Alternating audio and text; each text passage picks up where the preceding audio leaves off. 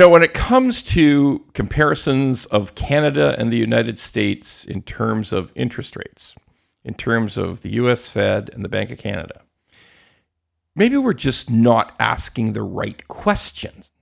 Let's ask a question I've never heard anybody pose.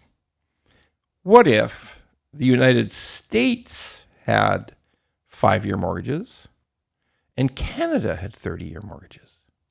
So right now in the States, 30-year mortgages, 2.99. Majority of people have 2.99, something, or maybe less, maybe a little more, for 30 years.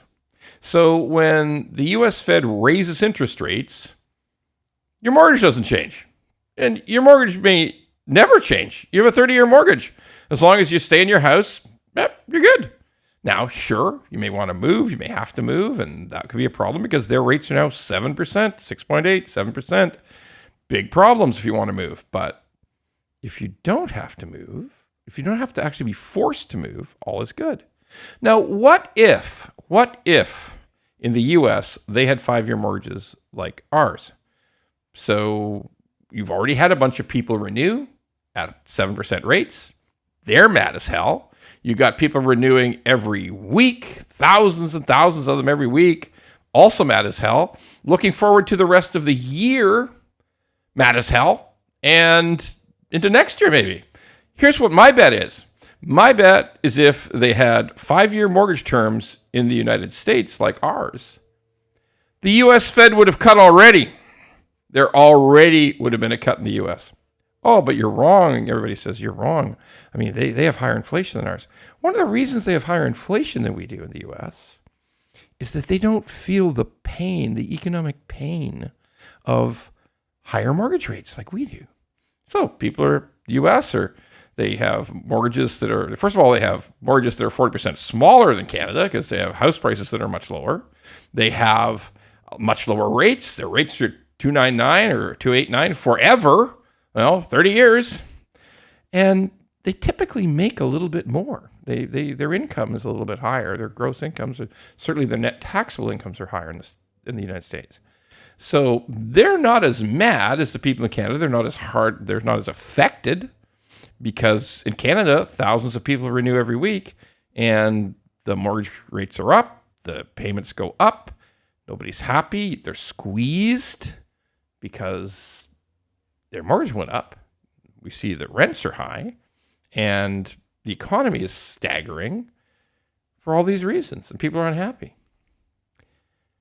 If we flip the switch and had the 5-year terms in the U.S., there'd be people running around the streets with torches and pitchforks, okay? Like the Fed would have dropped already because inflation would be lower and they would be feeling the heat from the American citizenry. We seem to be a lot more docile in Canada. Like things are going bad. Yeah, we'll just tough it out until we're croaking. Until it's unmanageable. But no one asks that question. No one says, what if there were 30-year mortgages here? First of all, housing activity would be like nothing because every landlord who has a 30-year mortgage for 2.89 would just be saying, yeah, I think I'm fine. I can live with this. Yeah, the strata condo payments go up a little, property taxes up a little, and I got a great rate. Things will be okay. Rents are up. We would be feeling a very, very different effect if we had 30-year mortgages here in Canada. Probably Tiff Macklem, the Bank of Canada governor, would just be sleeping soundly and thinking, yeah, nobody's mad at me. Everything's fine. I can wait for inflation to go all the way down to 2. I don't have to panic about anything. I'll cut rates next year. I don't care. Or not. It would be such a different world.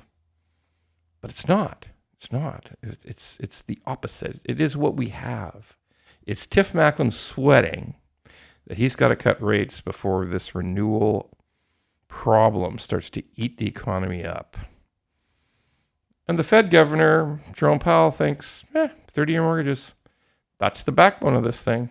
I'll drop rates eventually, but nobody's riding in the streets because their payments on their house hasn't changed. So yeah, our economy is getting squeezed on the manufacturing side. The people who need capital, people are feeling it. Credit card debt's up, but not like Canada feels it. So always try to ask the right questions. When everybody says, oh, Canada can't cut till the U.S. cuts, because if we cut, our dollar will take a hit. Well, guess what? We just might have to. We absolutely might have to cut before the U.S. I think Europe would probably cut before the U.S.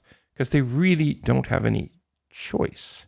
The economy is going to get clobbered, particularly because in Canada, these mortgage rates, higher payments, just keep coming. They're not stopping.